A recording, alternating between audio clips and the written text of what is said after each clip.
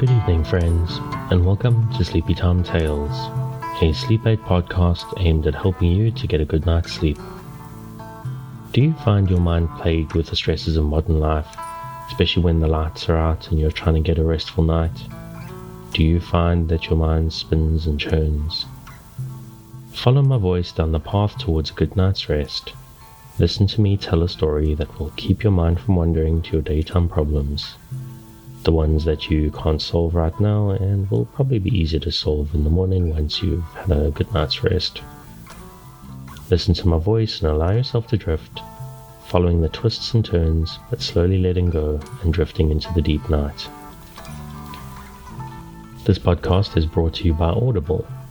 Like many podcasts in their early days when they're trying to make ends meet, I have signed up for an Audibletrial partnership. If you would like a free audiobook and a 30-day free trial of Audible to see what the service that they offer is like, hit our link in the show notes or try audibletrial.com/sleepytime. This, as I said, gives you one free ebook to keep, audiobook rather, to keep, as well as 30-day free trial. But it won't cost you anything if you cancel before the end of your 30 days.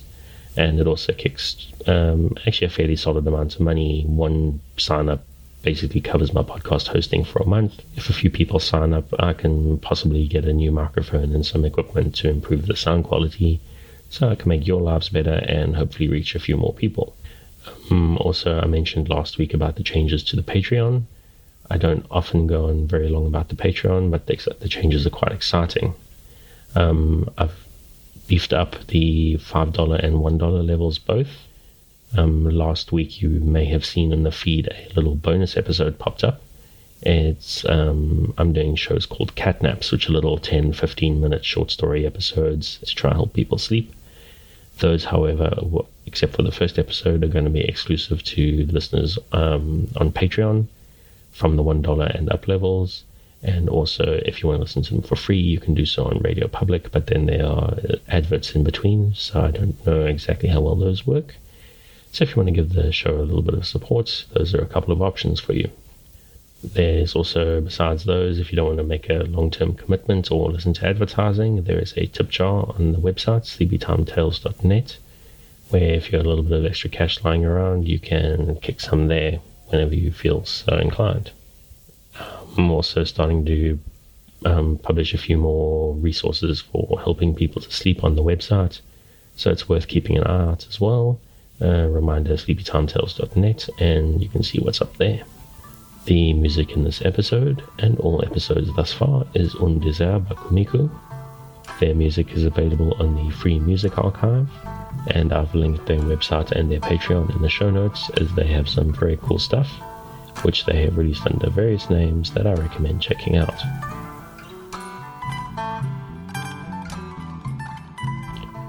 So what exactly is Sleepytime Tales, and what is a sleep aid podcast? To answer your question, let me start with a problem many of us have. Do you find that you lie awake at night with your mind spinning in emotions in turmoil with the anxieties of 21st century life? Do you find yourself lying awake in the middle of the night that you can't quite doze off again at 3 a.m.? I'm here to help. My name is Dave, and I'm your narrator, here to talk you into a restful night. I'm someone who has struggled to sleep ever since I was a baby. I used to keep my parents up, and my mother, I had a large wooden crib that had space for my mother to climb into it with me when I was a baby, to get me to sleep. And even once I got old enough not to bed with them anymore, and my mum wouldn't come and sleep in bed with me anymore, I still struggled to sleep a lot. It was only in the last few years that I discovered that droning male voices have a tendency to really help me sleep. I discovered it the hard way when I was listening to podcasts at night, and I would lie awake and I'd lie in the dark and suddenly realize I was listening to the end credits music, having missed everything that I sat down to listen to. Eventually I started listening to various podcasts specifically for the purpose of helping me sleep, and I had discovered actually quite recently, only this year, 2019, that sleep aid podcasts are a thing. I tried one out that worked really well for me. It was designed specifically with the purpose of distracting the restless mind and would hold your attention just enough to let you drift off to sleep. But while it worked very well for me, every time I recommended it to somebody else, they didn't enjoy it. Not everybody liked the stories, and not everybody liked the narrator's voice, despite the fact that I thought it worked very well. So I realized that I've got a boring, deep, drony voice, and I thought I'd give it a try and see if I can do something similar to help people. And here we are, 21 episodes in, and so far going very well. Every episode starts out with this long introduction. Not everybody likes it, but it's there for a specific reason. The aim here is for me to explain the structure and intention of the show to new listeners. This is an opportunity for older listeners as well to start preparing their spaces. And what I like to think of is that we are together building a space for you to get a rest, a sort of nest for you to sleep in. Now's the chance for you to grab a last little drink of water and gather your blankets and wrap yourself up nicely, get warm but not too warm. The basic idea is that you listen to me closely as I tell you tonight's story, that you listen, and that stops the spinning mind that keeps you from a good night's sleep. Tonight's story is a return to one of my recurring sci-fi story. We go once again to the starship Zambezi, the constant acceleration ship flying from Earth to Proxima Centauri and 2360. So yeah, the mind here is that it sounds like quite an interesting story, but I promise you it's not. The plan is to keep your mind just engaged for you to listen to it, but not so engaged that you just can't help listening till the end. It's very important, though, that you don't force the sleep. Just as I talk, keep a light mental grip on my voice that just keeps your attention, stops your mind from spinning, but that doesn't stop you from falling asleep when the time comes. Obviously, I'm hoping that you're asleep before I get to the end of the episode, but it's important you don't feel pressurized. If this is your first night with us, it may not work for you. It may take a few nights to develop the habit of getting into sleep. My accent may be strange to you. Maybe an episode isn't long enough. It is very important, though, that you try to relax. If you're new to the show and prone to late nights lying staring at the ceiling, it may take a while, even a few days, for this to work for you. So queue up a few episodes or just run through the backlog. What I do with sleep podcasts is I tend to just let them run all night. I lie down in the dark with my earbuds in and just let them stream. Sometimes when I wake up at 3 a.m. and stress stops me from going back to sleep, the stream is still running and I just let the voices waft me back to sleep. There are some rare occasions, and these are actually among my favorite, when I wake up about 30 minutes before my alarm. I usually carry on listening, and most of the time I just go straight back to sleep. And there's something about that 30 minutes that's the most restful part of my night. Just allowing myself to relax completely right before the alarm, I just find very deeply satisfying. And so you have the basic idea. You relax and you lie in the dark, and while you do that, I tell you a tale. So relax, dear listener, my nighttime friend who's elected to lie in the dark listening to my voice. You will always be safe with me. I'm here to help you to relax, to improve your life in a small way. People don't sleep very well these days, and it makes their lives harder. So I'm here to do my small part to help you in a big way, to help you to face tomorrow and the day after, well rested and better able to cope and process. I really like to put some emphasis every week on this same little fact, and I just want to rephrase it a little bit here, because I've said the exact same thing 20 episodes so far. But I believe very strongly in kindness. People are not very kind these days very often, and I believe that it hurts us when we are not kind to others and people are unkind to us. I want to be kind to you. The point of this whole show is to share kindness and share sleep and share rest. And I want to make emphasize that you need to be kind to yourself. Don't beat yourself up or rebuke yourself if you can't sleep. Don't get tense if you just can't get yourself over the edge, even with me here in your ears trying to help. Frustration is one of the great enemies of a good night's sleep, and the intention of this podcast is to short-circuit that frustration, to distract the feeling we get when we blame ourselves for not being able to let go and drift into the dark. So take a breath. Forgive the fact that you can't sleep and let my voice wash over you and under you. Take another breath. Imagine the warm darkness rising up, inviting you to sleep into a better life starting tomorrow. And if you can't let go, forgive yourself. Forgive yourself, and we can try again tomorrow. If you've had a life of insomnia, sleep feels like an enemy, even though it's not your enemy. It's just something we do, but because life is stressful and we have devices that shine bright lights in our eyes at all hours, it becomes, sleep starts to feel hostile. I'm here to work with you, to create a safe space, a cocoon or a nest in which you can curl up and allow nature to take its course. So if you're still with me, thank you for staying. If you're already asleep, we'll chat again soon. And of course you aren't hearing me, except maybe in a dream.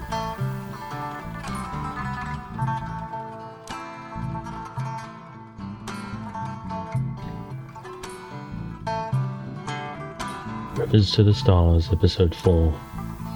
Diversions in Deep Space.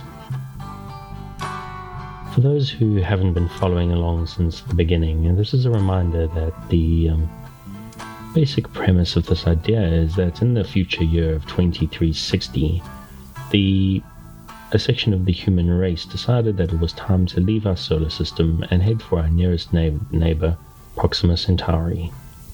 In a post-climate change future where things have been extremely chaotic, the people of the African continent have basically united in a sort of free state and developed their own technological marvels. For this reason, they were the people that actually decided to leave the Earth and live a life among the asteroid belt. The resources in the asteroid belt were hard to get but plentiful, so basically people worked hard, played hard, and had good lives of great, I wouldn't say comfort, but they never lacked for anything. But eventually the urge came to them that it was time for them to spread their wings and spread out into the galaxy rather, and leave our solar system.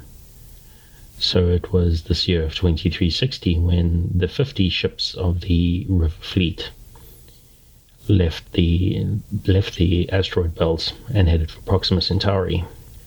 The reason that the great fleet of ships was called the River Fleet was that each one was named after one of the rivers of Earth. For the purpose of this story, we've been following along with the ship Zambezi, obviously named after the great African river.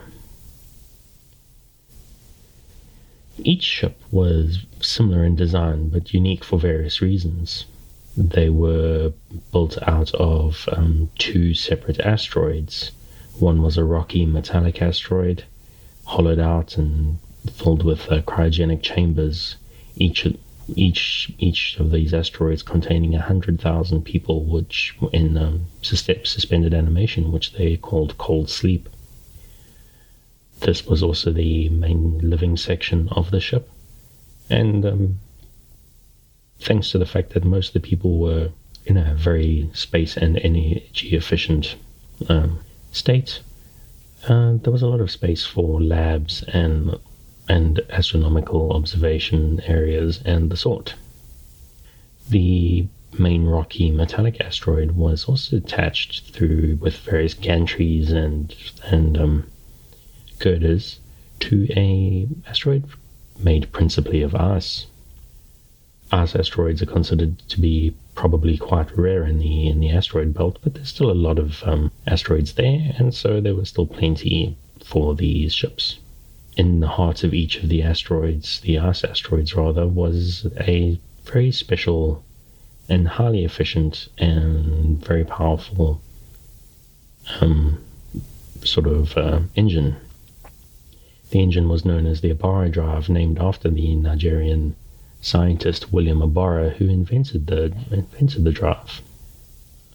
William Abara, whose surname means spirit, which seems apt in the context of the human spirit and urge to expand into the unknown, would probably not have liked the engines being named after him, but this mission happened quite long after his passing. The drive made use of black holes, converting the water into energy, which drove the ships at a constant acceleration of 1g until the halfway point of their journey, at which point they would turn around and start decelerating at 1g to arrive at Proxima Centauri at a reasonable rate of speed. Many astronomers elected to remain awake for large chunks of the journey, although it was all optional and subject to observation because space is very large and very boring, and people could start struggling a little bit. Maintenance and medical crews were scheduled to take 6-week shifts of waking in the middle of a few months of sleeping. So space is very large. It's very, very large and mostly boring. Science fiction loves to show catastrophic potential events happening. How many Star Trek episodes involve, especially the older ones, or Buck Rogers involve encountering asteroids in space at high speeds, and the odds are that actually wouldn't happen. Even in high-density areas in space like the asteroid belt, if you drew a straight line through the asteroid belt and followed it, the odds of actually hitting anything are pretty minor. It's not like the Star Wars of Obi-Wan Kenobi hiding in the rocks from pursuit. I mean, you may hit a rock, but that would be pretty unlucky. It was the great science fiction author Douglas Adams in The Hitchhiker's Guide to the Galaxy who expressed it quite cleanly, I believe. He said, "Space is big. You just won't believe how vastly, hugely, and mind-bogglingly big it is. I mean, you may think it's a long way down the road to the chemists, but that's just peanuts to space." So astronomers, with their instruments, see a few interesting sights. They watch the Earth fall behind and examine the solar system from a completely new angle. They watched Proxima Centauri come up ahead of them and come more clearly as they got closer. The engineers and custodial crews were kept fairly busy with routine maintenance, but nothing urgent happened. There was no hitting asteroids or comets out in deep space outside the Oort cloud that surrounds our solar system. Zambezi was a little bit unlucky and hit an asteroid early in the journey, but it was the only mishap to fall the entire fleet. And it was, while it was quite early in the journey, it wasn't too catastrophic, and repairs were carried out without any problems. Everyone on these journeys was highly qualified. The best of astronomers and best of engineers went on these trips, well, as long as they wanted to. Many of them had qualifications in multiple fields. Astronauts were engineers, and astronomers were engineers, and engineers were pilots, and everybody had there was a lot of redundancy between different people. There were some specialists, obviously, but overall, most of the people there had at least a passing experience in something else. While, as I mentioned, there were custodial crews and engineers, but a lot of the basic cleaning was taken care of by robots. There were work rosters and the sort, not because they needed to be, but because it was believed that, especially in the deep boredom of space where people just worked and exercised, it was important to engage the body, sometimes in menial tasks, to help clear the mind. But most basic maintenance was done by robots. Toilets were mostly self-cleaning, and there were little almost like Roombas, little droids that went around and kept and swept and cleaned walls and cleaned ceilings. They were obviously far more advanced than what we use in this day and age, but the basics were the same. They would find their way around and get into little corners and make sure that everything was spick and span and safe and clean as they went on their way. I've spoken before about how so much time on the journey was spent in physical training. It's not very good for the human body to be in microgravity and out in the deeps of space. While the constant acceleration drive was simulated Earth gravity, which was actually more gravity than most of the people who lived on the asteroid belt were familiar with in their lives, there was a lot of other issues as well, radiation and the sorts, so people were under constant medical supervision, and it was considered important to keep in good physical shape. People didn't have to be demigods or Adonises in terms of build and whatever, but a basic level of fitness was good for safety reasons and just general well-being. So there was a lot of physical training, a lot of time in the gym. Combat sports were actually surprisingly popular among astronomers and engineers. Many people studied martial arts, and the odds of them meeting hostile aliens, there's probably no Klingons out there anywhere where we'll meet them.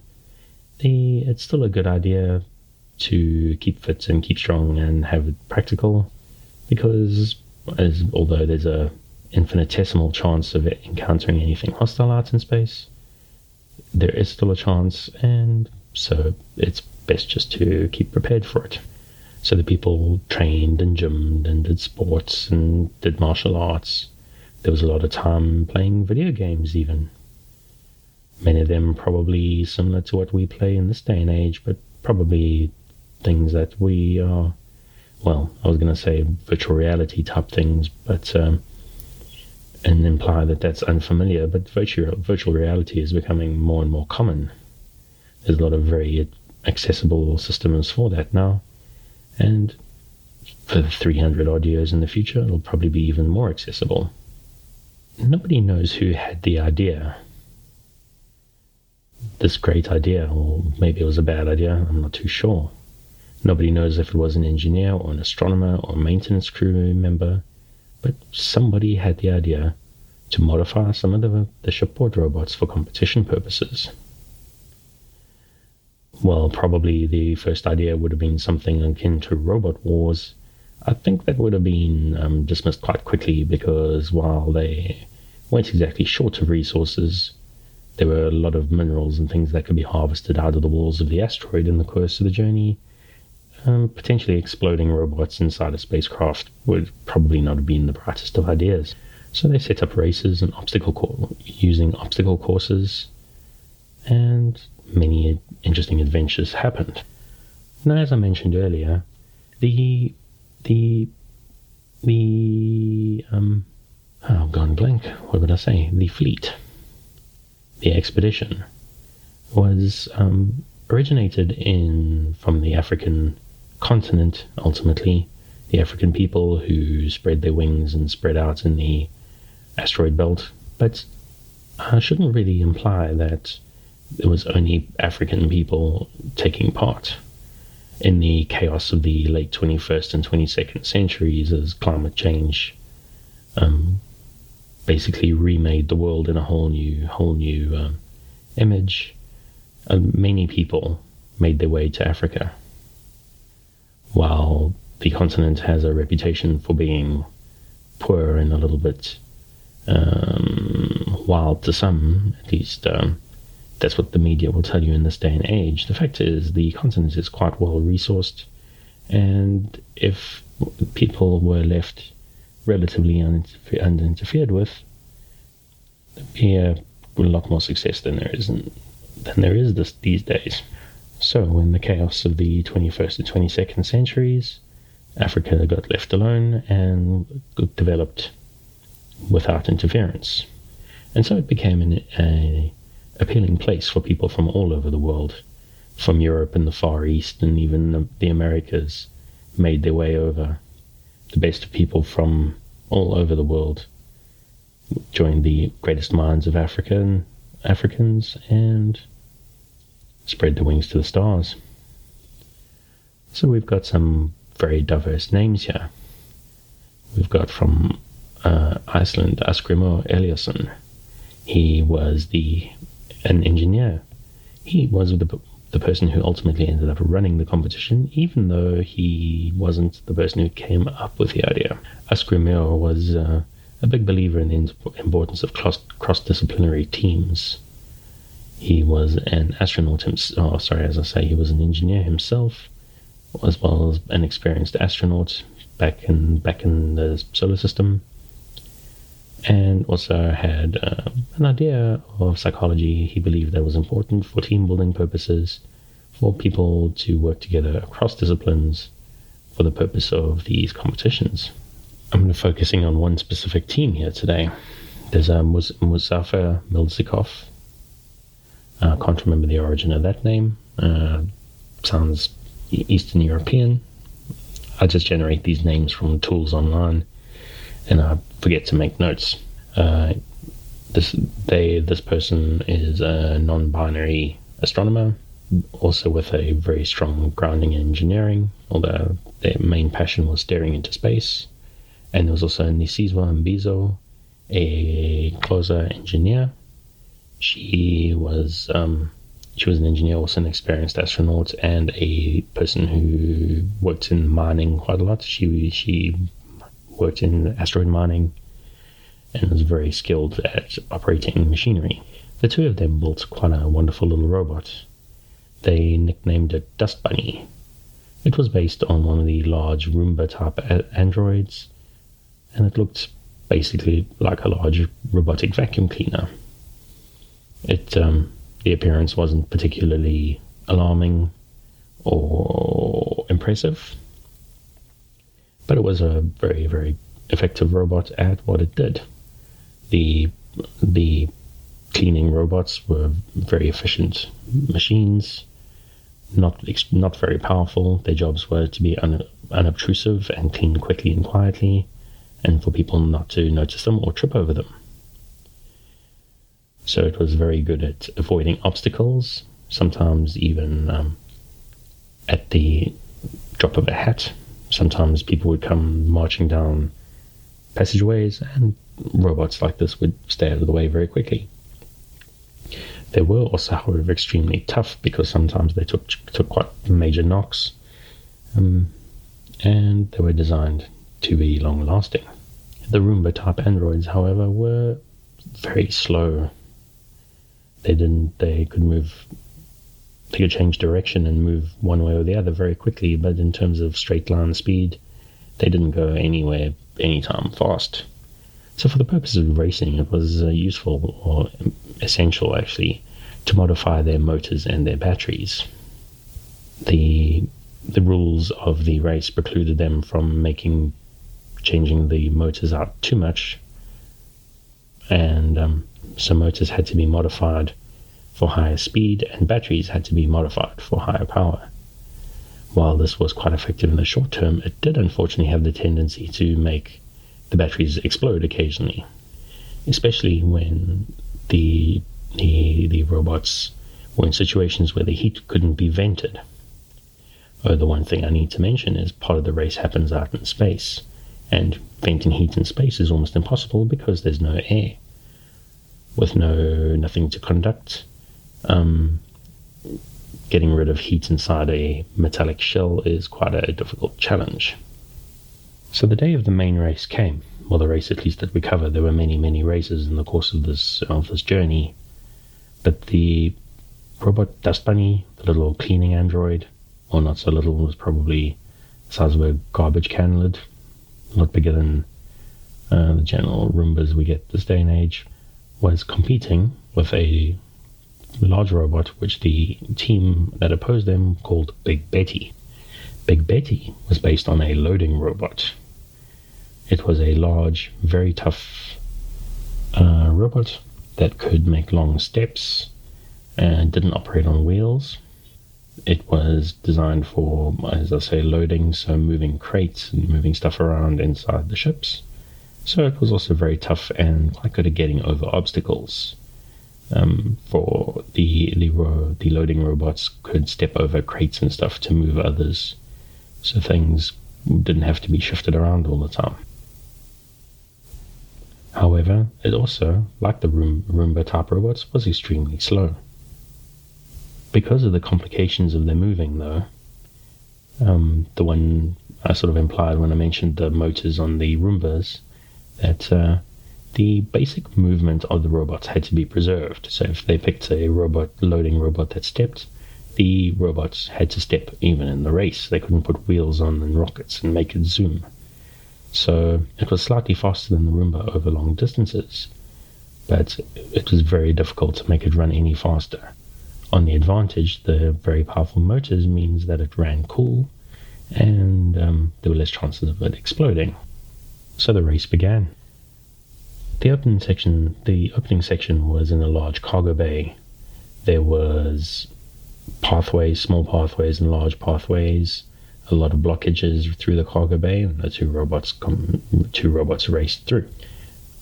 In this section, the Roomba was quite nimble and quick to get through, but Big Betty just stepped over most of the obstacles. They had to steer it quite carefully around a couple of others, a little few tight spots, but overall, Big Betty acquitted herself really well in the competition. There was then a narrow passageway where Black Betty struggled a little. Big Betty, rather, sorry. Unfortunate naming. Unfortunately, I got that song by Ram Jam stuck in my head. Big Betty struggled a little bit in the tight passageways around, and Dust Bunny made it to the airlock slightly ahead and got out ahead of Black Betty.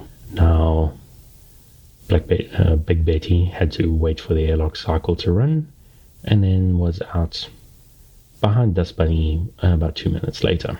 Dust Bunny was making good progress over the surface of the asteroid. Now, this race happened at the second half of the journey. I mentioned earlier on one of the earlier episodes that the front of the asteroid got quite abraded during the journey. Now, as I said, space is very empty, and the chance of hitting any major obstacles or objects out in space is practically non-existent. Not completely non-existent, but it's very unusual and very unlikely. However, approaching the speed of light, even dust and hydrogen atoms become quite energetic and potentially cause damage. The front of the asteroid, as it plowed through space, became very abraded. What was at the time the leading edge got a little bit worn down and smooth, and was covered in very fine dust. The dust itself actually started to absorb some of the damage eventually, so it didn't get too bad. But as the robots went across the outside of the asteroid, that was a little bit of a sticky situation, especially for the little Roomba. It was designed to clean, obviously, but it wasn't able to deal with the amount of dust that was out there. There was no chance of hitting stray hydrogen atoms now at this point of the journey, because the ship was in deceleration mode. So the outside of the asteroid, what had been the front of the ship for 2.5 years, was now the back of the ship. And the stars were well visible directly above, and there was nothing hitting on the outside of the ship. I sort of imagine that the water and moisture and fire coming out of the engines would maybe sort of loop around the outside of the ship a little bit. So there would be a corona around the outsides, and the sky directly above would be pitch black except for the stars. So the two robots, the little but not completely tiny Roomba type robot, and the large stepping loading robot, made their way across the outside of the asteroid. Now, while the Roomba ran along on wheels, there was a upward force on it. As the ship decelerated, there was a 1G force trying to get the Roomba away from the surface, so it had little rocket motors to hold it down as it went over the surface. Big Betty was a little bit more of a complicated situation. Because of the steps, it was kept shooting directly straight up into the, well, I'll say sky, or there's nothing above there, but it kept shooting off the surface. They had to have retro rockets fire to move it back to the ground. It was a little bit of a controversial addition, actually, for the race, because, as I said, the propulsion of the robots had to be the same pretty much as it was after pre-modification. So there was some controversy as to whether the rockets slamming Big Betty back down to the ground were a form of propulsion. It was, however, ultimately allowed because at the end of the day, the rockets didn't propel it forwards, just back down so that it could actually propel itself in its standard method. As the two robots crossed the surface of the asteroid to the entrance on the other end and the finish line, things started to change a little bit. Dust Bunny started to struggle with the heat. Because there's no air or nothing to conduct or convect temperature away from the surface of the robot, and the motors and batteries ran hot, heat started to build up in the shell of the little robot. Big Betty didn't have this problem because the motors were running cool and the rockets were on the outside and not much was happening. So as the heat built up, Dust Bunny started to slow down. However, the engineers that designed it came up with quite a clever plan to get rid of heat. The shell of the robot was filled with little copper heat sinks that would absorb the heat and then pop out of the shell and fall into containers on the outside, keeping the heat away from the motors and the batteries, and also not wasting the copper. As I said, there's a lot of resources in the ships, in the shell of the asteroids, but wasting processed metal would not go down well with the powers that be. So as heat started to build up in the shell of Dust Bunny, the little heat sinks, little coin-sized pieces of copper would pop out into outer containers that were insulated, so that the heat didn't go back into the shell. However, it was still really a struggle for the little robot. It started to slow down. They needed to slow down so that it didn't explode completely. The heat sinks were a little bit insufficient for the task, and Big Betty caught up. Big Betty got into the airlock ahead of Dust Bunny, and Dust Bunny had to wait outside for about a minute for the airlock to cycle and get back in. And there was just one long straight towards the finish. And the race was on. Big Betty was a slow-moving robot, but Dust Bunny had taken a fair amount of damage by not being able to vent its heat. People looking at it could actually see once it got inside that the shell was, well, not visibly hot, but they could see heat coming off it. But it would cool down rapidly in the air inside. There was a little bit of concern about the robot potentially exploding. They didn't like the idea of exploding robots inside the ship. But ultimately, it survived the journey. Dust Bunny, however, didn't make it, didn't manage to win. It crossed the finish line, a hairline behind Big Betty, and yeah, like literally just a hairline behind. But Big Betty, not nearly exploding itself, had a minor advantage. Something I've talked about quite a lot in these episodes in the Rivers to the Stars episodes is the importance of exercise and conditioning for people in space. There was quite an interesting thing that you can check out in the show notes about a twin study that was undertaken recently by NASA. This article was published on July the 8th, so as I record this, it's only 3 days ago. There were a pair of twins that worked for NASA, do work for NASA. astronaut Scott Kelly and his brother Mark participated in this twin study. Mark spent all his time on Earth, and Scott spent a record-breaking 340 days in space on the International Space Station. So it was a very interesting study comparing the effects of space travel, or time in space and microgravity specifically, on the human body. J.D. Polk, the Chief of Health and Medical Officer at NASA, said that the twin study has been an important step towards understanding epigenetics and gene expression in human spaceflight. Thanks to the twin brothers and their cadre of investigators who worked tirelessly together, the valuable data gathered from the twin study has helped inform the need for personalized medicine and its role in keeping astronauts healthy during deep space exploration as NASA goes forward to the moon and journeys onward to Mars.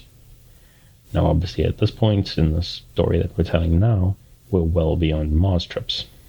It's quite interesting to see how much an effect on the human body time and space actually has, between microgravity and the space station and radiation. It is also interesting to see how resilient the human body is, and how most of the changes that happened in the 340 days that Scott Kelly was in space were restored quite quickly. Many of the physiological and cellular changes repaired themselves quite fast. So take a look at the links in the show notes. It's a very interesting article, and it links to more detailed stuff as well. So very well worth your time. And that's it for tonight.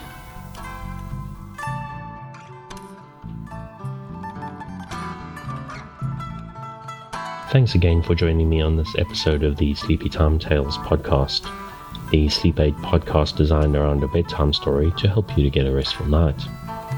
New episodes will be released every Sunday night to give you something fresh to help you rest in a new week, but make sure to subscribe in whatever service you use so that you get new episodes and maybe the odd bonus whenever they come out. A reminder that the music for tonight is Un Désert by Kumiku. Check out more of their work on their website and their Patreon, which you'll find linked in the show notes. Good night and sweet dreams.